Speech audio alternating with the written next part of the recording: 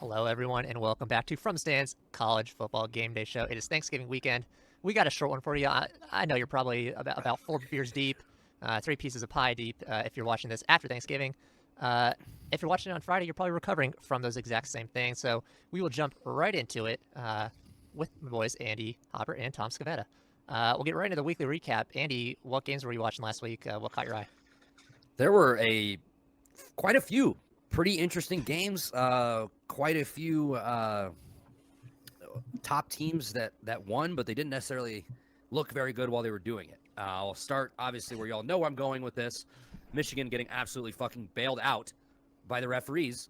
We had an offensive pass interference, illegal pick play that was not called. That catch was absolutely not a catch at the end of the game. Would have given Illinois approximately 20 more seconds. Who's to say if they would have actually gone down the field and scored? I don't know, but that was one of the worst calls I've ever seen. You had another phantom defensive pass interference call.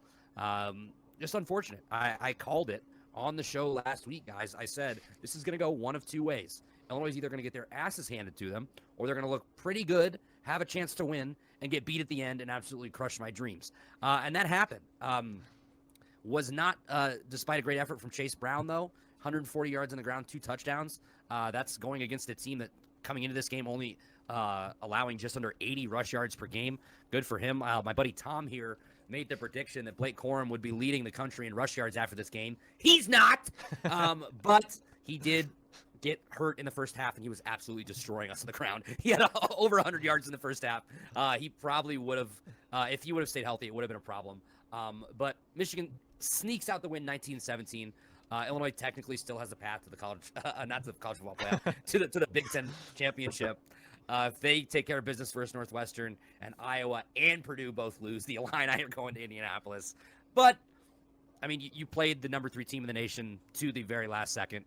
Hats off to you guys. A couple pretty terrible calls. I'm not going to completely blame the refs because that's not the only reason they lost. A lot of conservative play calling, especially on 3rd and 4th and short. When they fucking know it's going to Chase Brown, you've got to be a little bit more thoughtful than just to run up the middle. Or when you need 1 first down to ice the game, don't run it up the fucking gut twice in a row. Open it up! Barry Lunny Jr. just got a fucking contract extension, and, I mean, has left a lot to be desired these past 3 weeks. Other than that, how about TCU barely escaping versus Baylor? That fire drill kick at the very end in the dying seconds. Maryland hanging with Ohio State.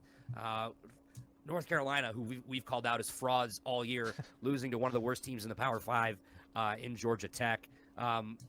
Good games everywhere. My specific team leaving a bad taste in my mouth once again, but it's a movie I've seen a million times, guys, so it's not like I'm not used to it at this point.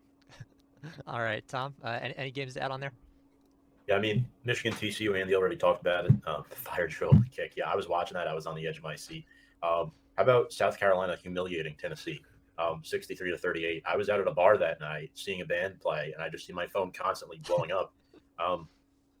The Cox came to play. They really came to play. The Cox controlled the ball for 39 minutes. 39 minutes. Spencer Rattler throws 6 touchdown passes and 440 yards. That doesn't happen on any given day of the week. Man, he outplayed Hendon Hooker. I don't know what's happened since the Georgia game, but this Tennessee team looks like a fringe top 25 team right now. I mean, they got absolutely humiliated by the Cox.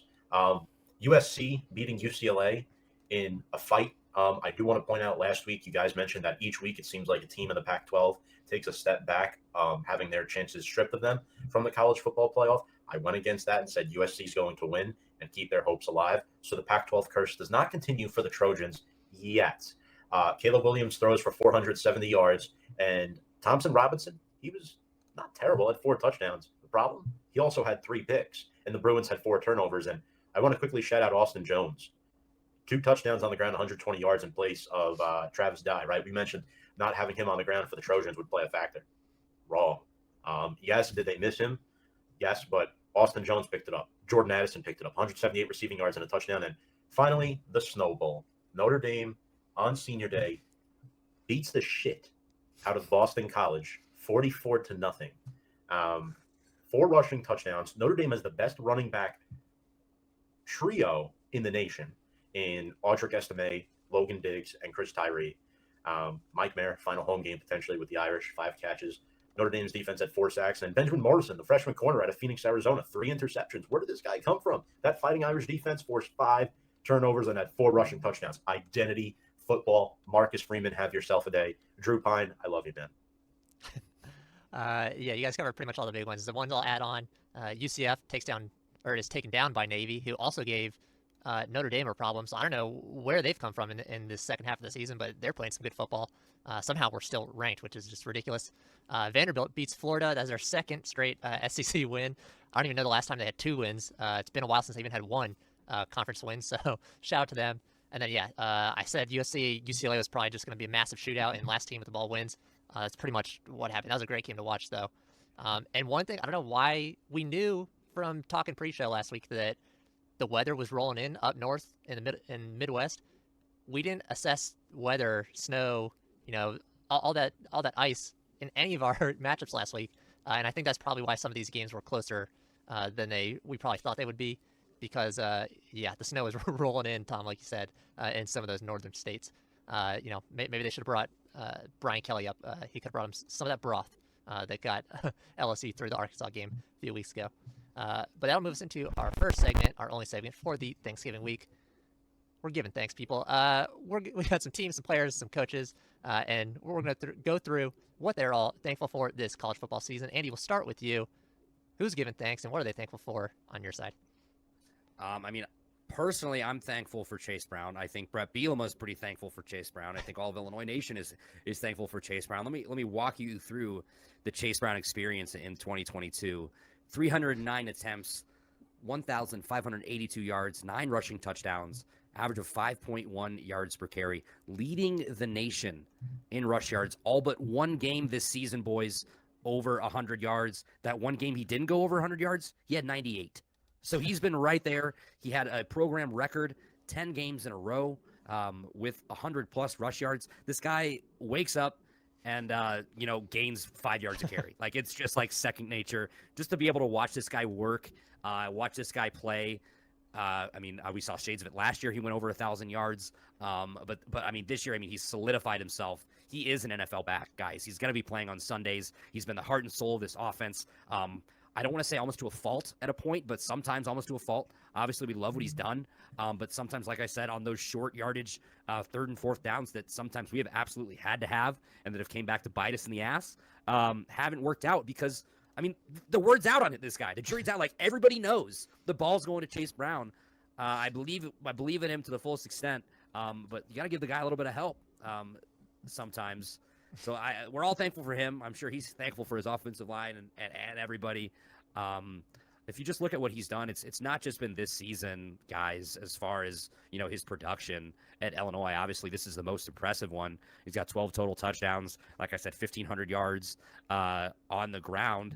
If you look at what he's been able to do, he's been here for 6 years at this point, technically, and he's still a junior. He could come back next year if he wanted to. Okay, he's been in college for 6 years. Was at Western Michigan, obviously, before Illinois. No, 5 years. 5 years. I can't even read. Last year, he went over 1,000 yards, had 5 touchdowns, averaged 5.9 yards per carry. 5.2 the year before, 6.0 his first year at Illinois, 5 yards a carry. And when he was that 1 year at Western Michigan, this guy just eats up yards. He's an absolute tank. He's been fucking amazing for the Illinois Fighting Illini. I wish him nothing but the best through all his process because, he really has no reason to come back next year. He's going to be playing on Sundays. And then the second thing that I'm sure, I know myself, I know Illini Nation, Brett Bielema, it's Ryan Walters, the defensive coordinator for this outstanding Illinois defense this year. Came over from Missouri, I believe it was last year. Yeah, last year when Bielema came in and has transformed this defense into one of the best in the nation. He's got guys in the secondary like Sidney Brown, identical twin of Chase Brown. He's got Kendall Smith, who's stepped up this year as a senior and played an awesome role. Devon Witherspoon, one of the highest-rated cornerbacks in the nation. Also, you pair that with Taz Nicholson, unfortunately, who's out for the rest of the year with an injury. But you also have Quan Martin, who's been outstanding back there.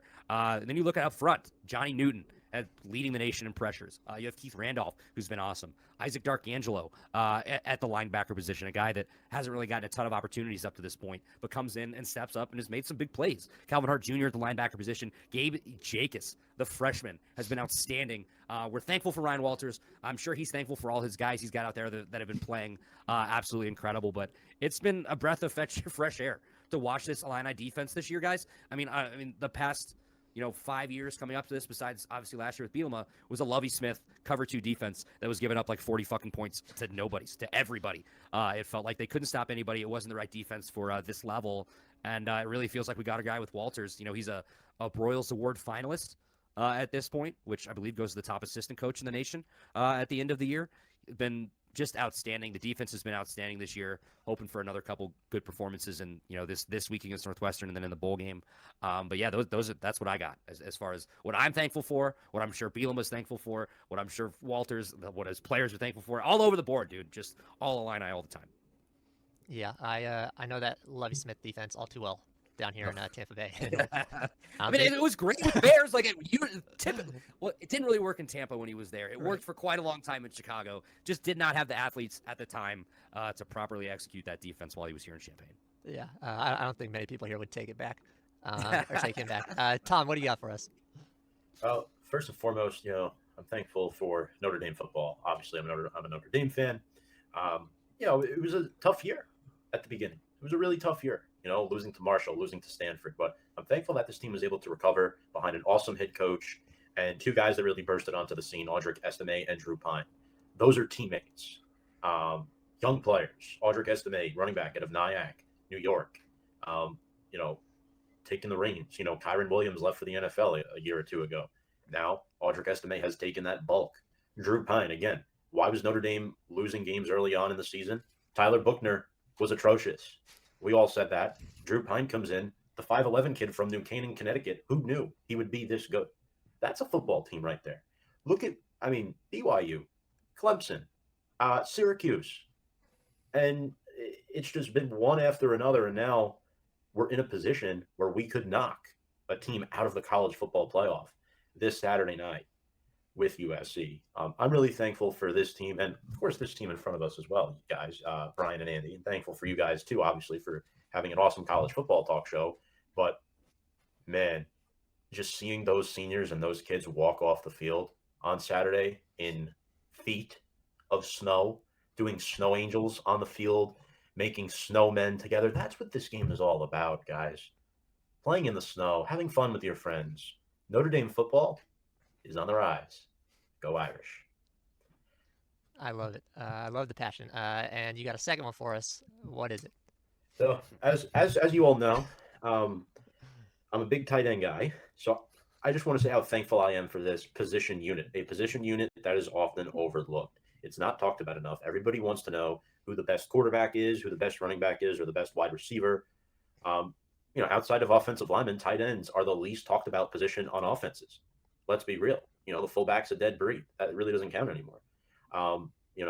So having a good tight end is really special. I mean, you look at some of the best tight ends in the nation this year. Dalton Kincaid from Utah has been outstanding. One of the nation leaders in receptions. I love the way he's played. He's been Cameron Rising's leading receiver.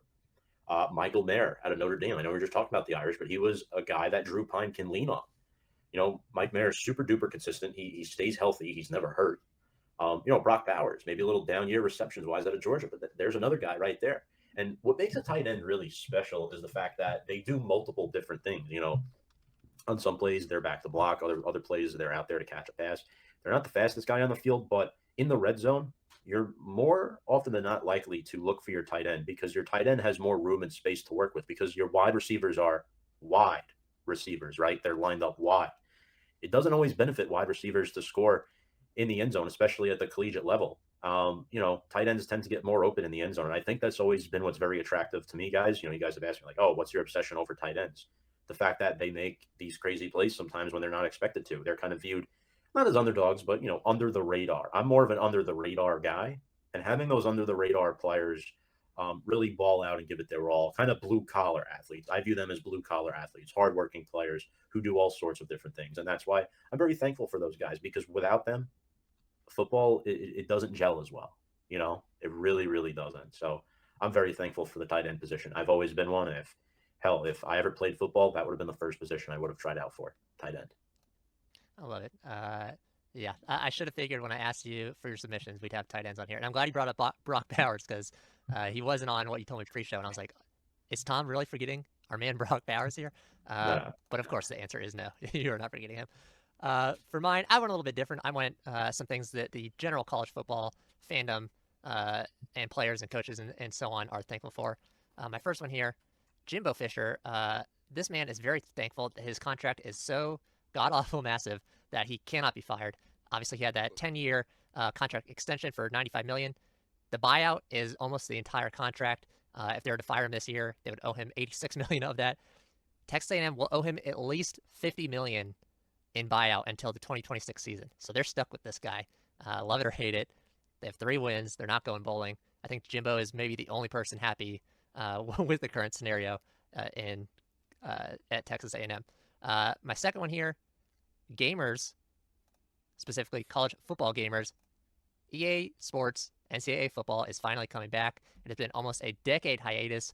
It was one of my favorite games back in the day. I don't game much anymore, but this might, get me back in the saddle here. Everyone loved Dynasty Mode. I don't know if you guys were big NCAA football guys or not, but back in the day, this is one of my favorite games, and I love to see this coming back. They've announced that it's not going to make summer release for 2023, which was the original plan, but instead 2024. So an extra year waiting, but we're getting it back, so that's all that matters. And then in general, college football fans, I think they are very thankful because this is the first year in the history of the college football playoff that we will not have Alabama or Clemson in the playoff. It has been a long time coming. I guess some insane chaos could come our way and Clemson could slip in or Alabama could slip in. Please, God, no. Please do not do it to us. I love where we're at right now. But yeah, teams are evolving. Everyone thought NIL was going to sort of make the pack smaller of who was getting good. It's been the first year and a half-ish. We had like a half-year NIL. And now TCU's number 4. Texas A&M, the team that's paying everyone the most according to Saban, has 3 wins. They're not going anywhere. And Alabama and Clemson have fallen off the playoff radar this year. So I'm happy for all college football fans in general. And that will move us into our games of the week, as always. And starting off with the biggest game of the week, we have the game, Ohio State taking on Michigan, number 2 versus number 3. Tom, we'll start with you. Huge game here, huge implications. Who's winning this one? I think the storyline here is if the Wolverines running back is going to play. We don't know for sure. It's, of course he says he's going to play, but you really never know until he steps out onto the field Saturday morning. Blake Corum, questionable again. He would have led the nation in rushing if he stayed healthy that entire game. There's my ricochet shot back for earlier in the show. It's getting hot in here. Buckeyes, favored by 7.5 at home. Both teams are undefeated. The loser of this game is virtually out of the college football playoff because remember, the loser of this game also can't make the Big Ten title game. Michigan, defensively, only gives up 12 points per game, not even. Ohio State gives up just a tad under 17. So these two teams are built off of good defenses. Michigan, prolific running game. Ohio State has a prolific passing game. J.J. McCarthy for the Wolverines has done a good job this season. If Blake Corum doesn't play, again, 1,500 rushing yards, 18 touchdowns, but you have Donovan Edwards, who's not half bad, over 450 yards and 4 scores. For the Wolverines, what gets concerning if Corum doesn't play is you're looking at more involvement from Ronnie Bell, the team's leading receiver, who only has 640 yards on the season. Their defense is really good. I like Rod Moore. He might pick off Stroud once, maybe we'll see. But Stroud, he's taken a lot of hits.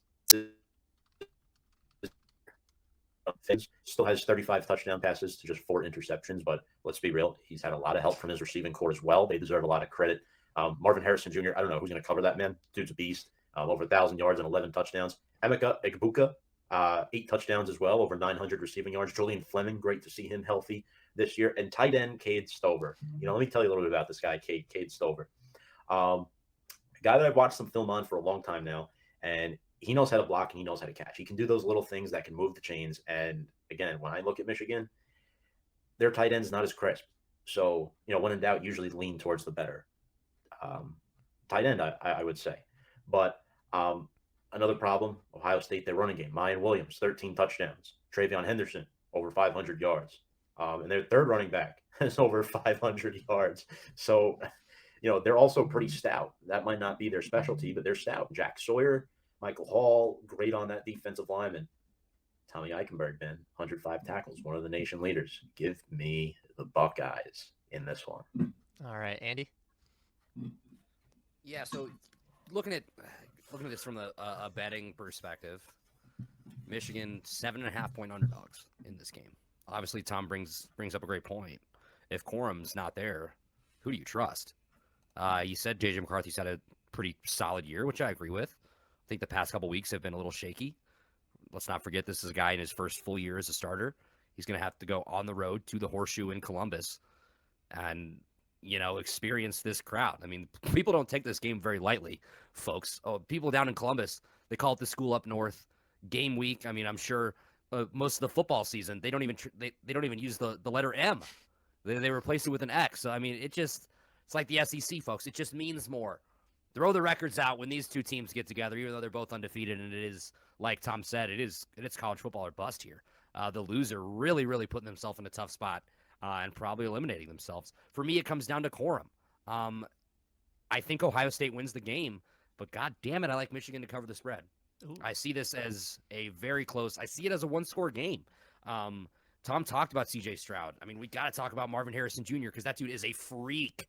It's like his dad just built him in a lab. So many weapons for Ohio State. And then you talk about the run game, which you got to be afraid of that too. I'm really like almost talking myself out of Michigan here. I think I'm going to stick to what I originally thought. I think Ohio State wins the game. I think Michigan keeps it within a touchdown. All right. Yes, I kind of disagree with the whole knocked out of the playoff line going on here because I think now that Tennessee has lost, Ohio State falls into that. We'll drop them down to 5th place, and then if someone loses ahead of them, then they slide in at number 4, like that safety spot. So Ohio State, I think, can now get in with a loss here, which puts all the pressure on Michigan because I think they cannot. We talked about it in the blind resume after I revealed the teams to you guys last week. They have a weaker strength of schedule than UCF in 2017 during that undefeated season. So talk your shit, Brian. That says a lot about the quality of play that they've seen so far. Obviously, this is a huge game and it'd be a huge win if they did get it. And even if they lose, the strength of schedule will be bumped up a little bit. I can't imagine it goes higher than a lot of the teams around them. So, worst or best case scenario, is they need to hope that LSU has no chance at beating Georgia in the SEC championship game. And then they also need probably USC or Oregon to lose this week and then go on to win the Pac-12. So I think they would need a lot if they lose this game. Speaking about the game itself, this is the first time since 2006 that both teams have come into this game undefeated. So a huge matchup. I know we give Harbaugh, or specifically me, I know Tom doesn't like Michigan in general, but I give Harbaugh a lot of shit the last few years. But yeah, the team they're ticking better than they regularly do, to the point where I can't talk as much shit about them. But right. Someone I will talk shit about is J.J. McCarthy. Yes, he's made a lot of progress this season, but he has been borderline god-awful since that Penn State win, like Andy had just mentioned. They played 3 abysmal defenses plus 1 good defense in the Illinois defense. And in that span, he's a combined 54 of 103 for 52% completion percentage, and he's thrown for just 5 touchdowns. 5 touchdowns against Michigan State, Rutgers, Nebraska. Those 3 are awful teams. You should have like 5 touchdowns, maybe not per game, but 4 at least, 3 or 4. Come on. And then you guys both mentioned, I think everyone's eyes are on this. How banged up is Blake Corum?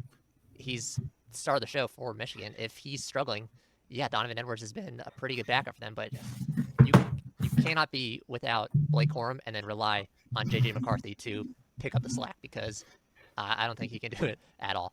Then I've got a question. Go for it.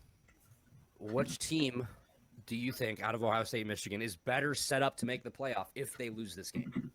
Well, that's what I was saying earlier. I think Michigan has no shot if they lose. I think if Ohio State loses this game, I think committee drops them to 5, which puts them in, because unless LSU's has a huge upset against Georgia in the SEC championship game, they'll lose and they'll drop down at least that 1 spot, which would push Ohio State into 4.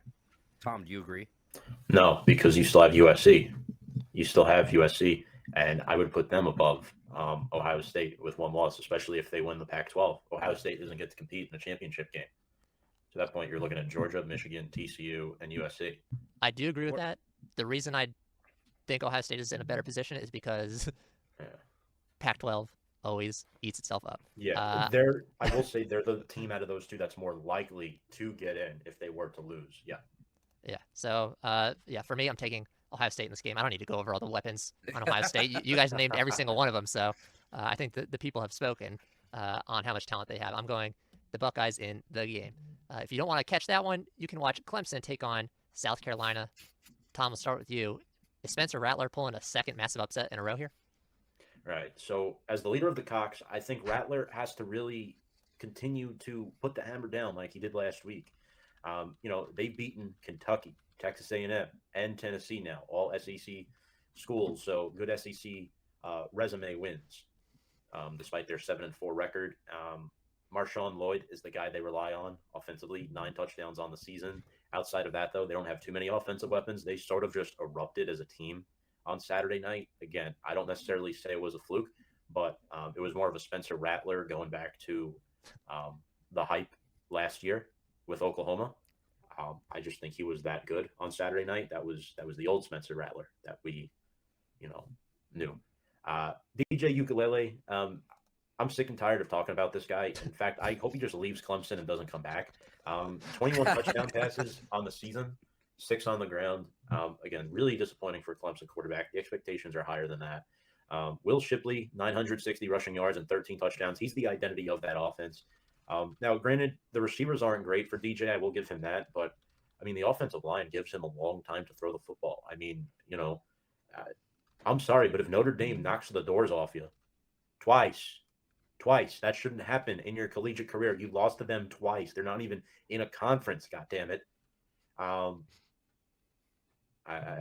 just really don't know. That 14.5-point spread is very, very wealthy. I don't agree with it. I think what bails Clemson out here is their defense. Miles Murphy, 6.5 sacks. Jeremiah Trotter Jr., great young linebacker stud with 63 tackles and an interception on the season. So I'm going Clemson by the skin of their teeth here.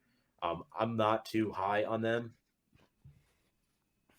to cover that spread, though. That's what really concerns me. And I think they're not winning this game because of DJ. They're winning this game because of their defense. All right, Andy. Yeah, this just feels like an ultimate. We're riding high off of beating the shit out of a ranked team that we had no business beating. Follow up where we just get our hearts fucking stomped out by our rival. To me, I don't want to do it. I think Tom brings up some great points about DJ, about Clemson this year. But I think they do win this game. It's at home. They're playing a South Carolina team. Like I said, albeit they just fucking whooped the shit out of a team that we all thought had a very good chance of making the college football playoff just a week ago, not very long ago. Obviously, Rattler, like, they put up 63 points, too. Like, that's the craziest part. Like, there's no way they can fucking do that in back-to-back weeks, right? Like, I'm not insane for, like, thinking, like, what the hell is going on here?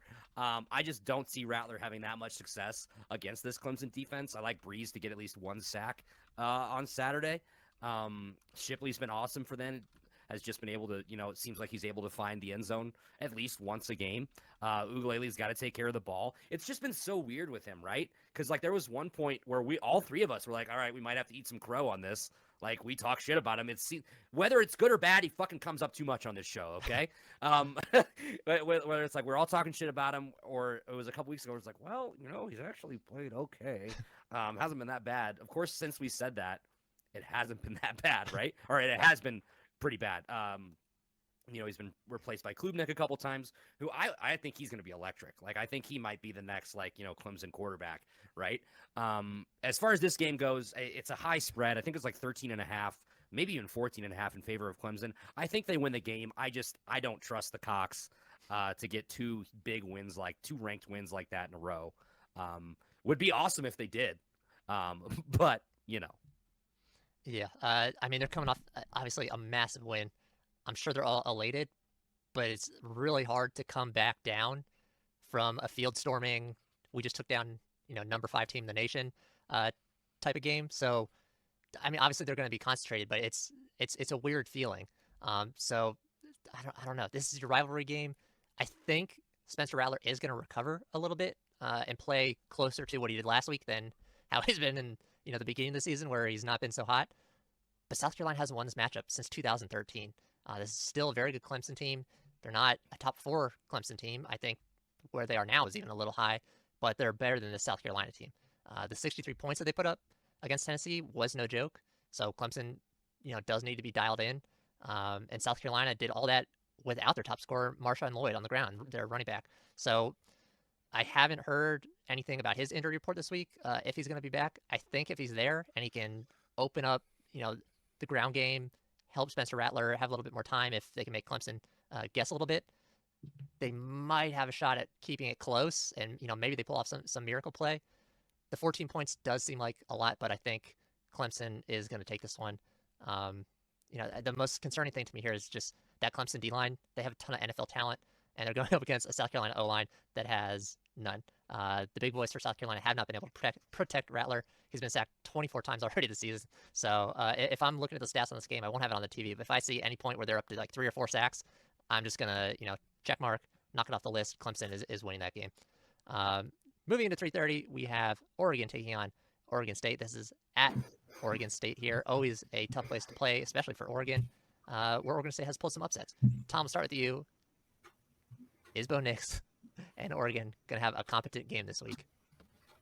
Yeah, I mean, look, they beat Utah Saturday night, right? That's a big win for them, Bo Nix, 3,000 yards this year, completing 72% of his passes. He's been a stud. I love Bucky Irving and Noah Whittington in the backfield. Also, Nix has 14 touchdowns on the ground, guys. Let's not ignore that. The dual threat QB thing. Nix is an upgrade over the quarterback they had last year. I believe Anthony Brown was his name. Troy Franklin and Terrence Ferguson combined for 12 touchdowns, and the Ducks have 4 players with 2 interceptions each. When I look at the Beavers, I look at Damian Martinez and their 28 total rushing touchdowns as a team. That includes 6 from linebacker Jack Coletto. They like to use him in a full house set and give him the rock sometimes. They don't have much of a passing game outside of Trayshawn Harrison. That concerns me against this Ducks defense that is much improved. Ryan Cooper and Jaden Grant are solid for the Beavers in the secondary, but their front 7 does concern me. We just mentioned how the Ducks like to run the football.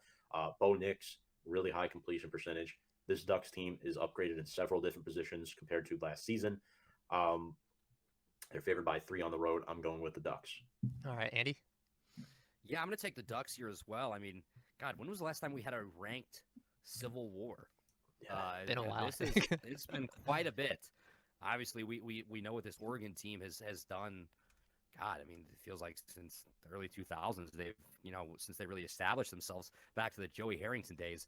But it has been quite a while since we've seen an Oregon State team of this caliber. I know you look at their record, I think they're 8-3. Like, you don't think of that as, like world beaters, but fuck, for Oregon State, like, I think they would take that almost every year. As far as this game goes, I mean, Tom hit all the points here. I mean, it's another guy, just like DJ Ugalele. How many times have we fucking brought up Bo Nix on this show, whether it be negative or positive? A lot more of them have been negative. But if anyone has ever benefited more from a change of scenery than Bo Nix, please let me know. Because he is, 14 touchdowns just on the ground?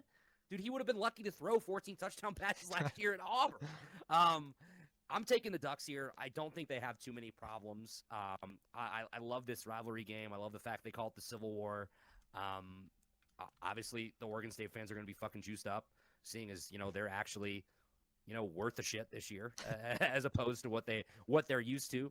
They're definitely used to playing spoiler on the Ducks, and they could do it again here. But I like Bo Nix, as much as it pains me to say that, and I like the Ducks. I think Oregon gets it done. Yeah, so one thing I will say about Bo Nix, besides the fact that every time we, do a sweep on it and picking him, they go and lose. If we pick against him, they go and win. He's still dealing with that ankle injury from 2 weeks ago in the Washington game. He's not a run-first type of guy. He doesn't take off a ton, but all season he has taken advantage of his legs and, I didn't look through the whole thing, run the averages, but it's looking about 10 QB runs per game. And with that, he's got 6 rushing touchdowns in the 3 games prior to that Utah game that we just saw on Saturday where they barely squeaked out a win. He leads the country in QB rushing touchdowns, but last week against Utah with that bum ankle, he was only able to take off 2 times on the ground, and it didn't go well. He only took off for a combined -3 yards. He actually went backwards. So that being said, he's still thrown for over 3,000 yards. He's got the arm to do it, like Andy said. Last year, if you told me Bo Nix could throw 3,000 yards in a season, I would laugh in your face, laugh you right out of the building, in fact, because that didn't look possible at all. So is it going to be enough with just his arm if the ankle's still bothering him? I don't know. This is a pretty good Oregon defense. They give up a lot of yards, but they give up just 12.6 games, 12 points. Jesus Christ, 12.6 points per game at home. The Beavs have kept with redshirt freshman QB Ben Gulbranson since their starter got injured. He's done pretty well, but the star of the show for them is running back Damian Martinez. He's rattled off 5 straight 100-yard games, so he's the weapon to watch for them. But I like the history. In a rivalry game, the fans matter. And Oregon State has won 10 of the last 11 of these matchups when it's been in Corvallis. The last time this was played in Corvallis was 2020. The Beavs won. And I am taking the Beavs again here to upset Oregon. You got to throw in some spice into the rivalry mix. You are such a wild card, Brian. You never know what we're getting with you. Moving into our chaser for 3:30, we have a fun one. We have SMU versus Memphis. No defense, but a lot of offense on both sides here. Tom, we'll start with you. Which team is taking it? Well, again, American Conference 4.5 favorites for the Mustangs, but their defense is atrocious. Memphis quarterback Seth Hennigan, 3,000 passing yards on the season. He's looked good. Rushing-wise, 25 total rushing touchdowns as a team. 9 of them come from Brandon Thomas, who's a good in-between-the-tackle runner. Tight end Caton Prescorn, 6 touchdowns on the season. Sounds like a tight end name, right? Really good threat for Hennigan in the passing game. Eddie Lewis as well, wide receiver I happen to like for them. Creates good separation, solid route run. But we know how Tanner Mordecai is. Mordecai loves to throw the rock, and that's their identity. They like to use Tyler Levine to run in around the goal line, but other than that, it's all Rashee Rice. If I'm not mistaken, the kid leads the nation in receiving yards. 1,208 receiving yards on the season. 83 catches and 9 scores. He's great. And then tight end R.J. Maryland, another good red zone threat, 6 touchdown receptions. I like their defense with Nelson Paul and Nick Roberts with the 3 picks. The problem is you look at who they've played within the common opponents, and Memphis has played a little better. I'm looking at teams like Cincinnati, East Carolina, teams like that. And even UCF, Brian, I think Memphis only lost you guys by 7 points. They gave you a good challenge in that game. And that's why, even though I think the Mustangs have more weapons, I think Seth Hennigan and that prolific offense will be too much of a challenge, even on the road. This is tough because SMU is home, but I'm going to go with the Tigers here. I'm going to take the upset in Memphis. All right, Andy. I mean, Brian, I know you are Mr. AAC, Mr. American Athletic Conference. So I don't want to speak too long on this because I know you're our expert here. But man, I think Tom nailed it. No defense. Just I don't blindly bet the over. I don't care what the number is. It's hitting. This is an SMU team. Tanner Mordecai had 7 touchdown passes in a game earlier this year. They're going to sling it. Rashee Rice is awesome. If you do happen to tune in for this game, he seems to be open every play. He's averaging 15 yards a catch. He's got 9 touchdowns. He's 6'2", 230. This is a guy we're going to see on Sundays. Tune in now, and you can be that hipster. Be like, I was a Rashee Rice fan before he was really Rashee Rice back in the SMU days. I'm taking SMU over Memphis. I don't trust Memphis this year. They've had some fun games. Like you said, Tom, they gave UCF all they could handle. But I think SMU's the better team here. Absolute shootout. I'm blindly betting the over. I don't care what it is. Yes, I will note it down here because I did write it down. Since it's a shootout, the over/under is 69, and I agree that it's going way over. I think at a minimum we see 80 points here. As far as the team's schedules, yeah, Memphis has had a good game or two. They played 10-point loss against Tulane, 7-point loss to us. But SMU has looked more competent and had more competent competition throughout the season. Yeah, they have 6 losses, but their out-of-conference schedule was Maryland, who not a supreme team, but they're a Big Ten team. They're pretty good. They got was it Taulia Tagovailoa? I can't remember his first name. Yeah, you're right. Yeah, Taulia. Seen him live. Not impressed. So Andy's not impressed by him, but for an AAC QB, he would have been pretty good. So that's still a decent competition. That was at Maryland. Then they also played TCU, number 4 team in the nation. 8-point loss. They held their own against TCU. They held their own against Cincinnati, which was just a 2-point loss. Does most of that matter in a shootout? Not really. I mean, these guys are just going to be slinging it all over the field. I think we see 80 points here and over 1,000 yards of offense for sure. But I do agree with Andy. I think SMU is the slightly better team here. So I I think they even hold more than one. Usually these shootouts go to one possession, but I think they get maybe a 10 to 14 point win here over Memphis. Moving into 7:30, we have our shot. Notre Dame is on the card for Tommy here. Big game, big matchup against USC. Tom, are you guys winning it?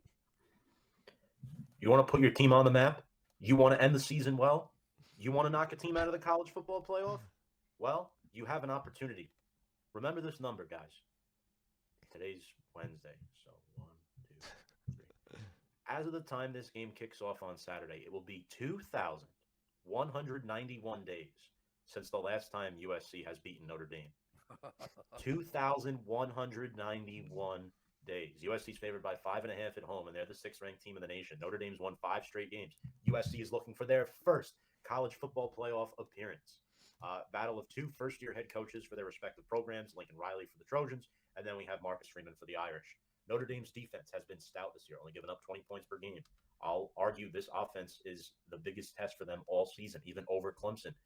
In my opinion, Caleb Williams has now surpassed Hendon Hooker as the best QB in college football right now. When I look at Notre Dame, Drew Pine, man, he has the ball out. Audric Estime, 11 touchdowns on the season. Logan Diggs is really good too, with just under 700 rush yards. And then we have Mike Mayer. We have Michael Mayer, tight end, who has 7 touchdown receptions. So he's a guy that I look forward to seeing if they'll be able to get the ball to him. Again, we don't mention wide receivers on Notre Dame. They don't have any. Braden Lindsey, Lorenzo Styles, Justin Thomas. I mean, you name it. They're throwing to Mayer. They're using the running backs and they're throwing to Mayer. That's it. Isaiah Foskey, 9.5 sacks. He has to get pressure on Caleb Williams. This Benjamin Morrison corner, the freshman, has come out of nowhere, and he's had 5 interceptions in the last couple weeks.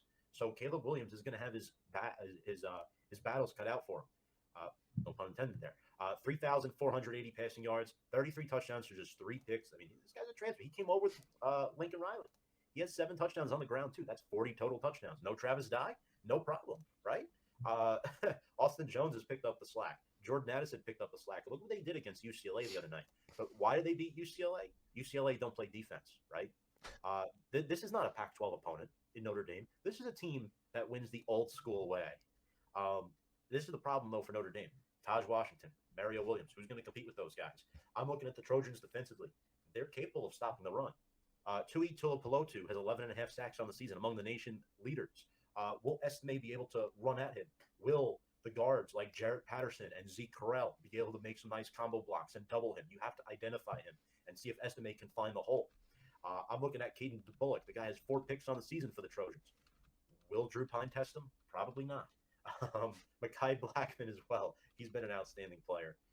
All the logic of the way the 2 teams have played this season is pointing in USC's direction. But I cannot take them in this game, guys. Let's not fool ourselves here. 2,191. Remember the amount of days when you pick this game. Notre Dame ruins USC's college football playoff chances. And you guys mentioned last week, the Pac-12 is going to Pac-12. Why not now in week 13? Why not now? Notre Dame. I don't know what I expected. I did not expect you to pick USC there. So, Andy, are you riding with Tom? I mean, Tommy, as elegant as always, put it together better than I think anybody can. It's been over 2,000 days. They're due. The Trojans are due. The thing that scares me about picking USC, Tom, and if you'll just flatter me for a second here, you know better than anybody. We've seen this season for Notre Dame. It's had the lowest of lows. It's had the highest of highs. You guys step up to competition, and you play down to it as well. This is a game where Notre Dame's going to have to step up. This is a game where Drew Pine's going to have to take care of the ball. This is a game where I think your defense is going to have to cause at least 1 turnover and really, really, really try to disrupt Caleb Williams and what he's trying to do. Fuck, man, this is hard. I really do want to ride with you, Tom. I do. But I'm not going to. I'm taking the Trojans. I'm taking USC. Caleb Williams, Jordan Addison are going to hook up for 2 touchdowns through the air. And the Trojans are going to win this game by 10 or more. Book it. Ooh. That's approaching blowout numbers. Let's see.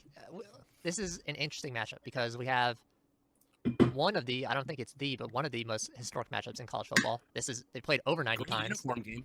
Great uniform game. Also a great uniform game. Gonna love seeing those gold domes. This is the 93rd time they've met, but these are 2 new coaches to these historic programs. This is the first time they'll be meeting in this game. the pressure is on, and most especially on Lincoln Riley because of the playoff implications that we have here. Now, Tom, you talked up the defense. You know I love your defense. They've yet to allow any opponent this season, and he played some good ones, to have 400 total yards this season. Only 4 opponents have topped 200 yards in passing. You're going up against Caleb Williams, one of the best passers in the game right now.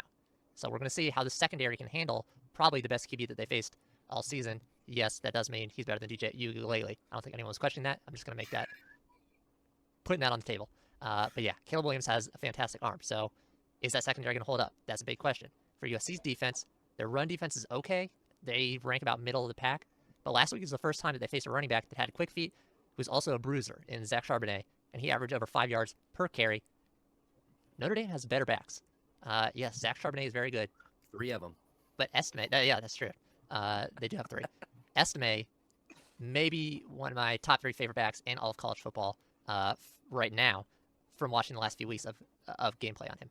This kid is an absolute bruiser. He puts his shoulder down, and he will wreck you on his runs. No one that USC has faced has been as physical as Osik Estime. Yeah, man, Andy almost turned me. Tom almost turned me on his. Andy has almost turned me back.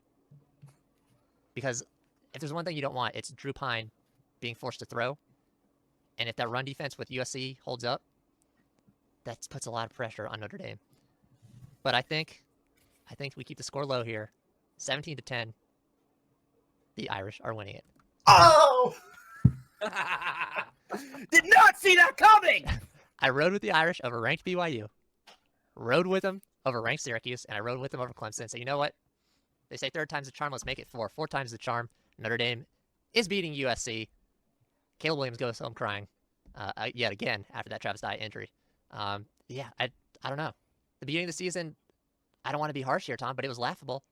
But they've gotten it together, and I feel like it's a Rudy season now. So I'm taking the Irish for the big He was upset. offsides. And then moving into our last game of the slate, we have another fun one. The Apple Cup. Washington taking on Washington State. Tom, we'll start with you. I know you won't be watching this one. Actually, this game's later than Notre Dame game, so you might be able to watch this one once the Notre Dame game ends. Who are you taking in this one? We cut straight to the point. I'm taking the nation's leading passer in passer yards in Michael Penix Jr. and the Washington Huskies. They beat the Ducks on the road 2 weeks ago, and they just manhandled Colorado, leading to Huskies head coach Kalen DeBoer getting a 2-year contract extension the other day. Job well done, Washington. This is the first time they've been this relevant since, 2017? When they were, what were they, the 4th seed in the college football playoff, something like that? Or they were really close to making it. I'm not sure if they actually got in, but Wayne Tolopapa is a really good running back. Cameron Davis, goal line back, really, really good. Rome Odunze, 6 touchdowns on the season. Jalen McMillan, another guy, moves the chains well. Jalen Polk, I like him too. When you have three receivers over 500 yards on the season, that's a tough battle to fight for any defense. But, the Cougars' defense is good for Washington State, and they're home, remember. And they're only 2-point dogs here. They allow just under 20 points per game. They played Utah tough. Again, you don't get brownie points for playing teams tough. You can get brownie points for playing teams tough, but, you guys get the point. They don't have much offensively that scares me. Cam Ward, not the best quarterback out there. They do have some good receiver talent.